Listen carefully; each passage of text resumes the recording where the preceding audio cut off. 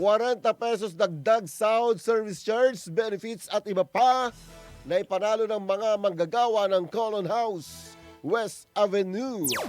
Tagumpay ang panawagang ₱40 na dagdag sahod ng mga manggagawa ng Colon House, West Avenue sa loob ng 2 taon matapos mapilitang makipagkasundo ng management ito base sa desisyon ng National Conciliation and Mediation Board.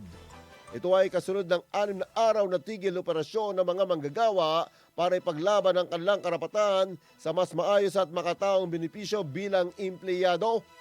Maliban sa dagdag sahod na ipanalo rin ng mga manggagawa ang pagbabalik ng service charge benefits mula sa nakalipas sa 3 taon na linggo-linggong babayaran ng naturang kumpanya mula Hulyo hanggang Nobyembre.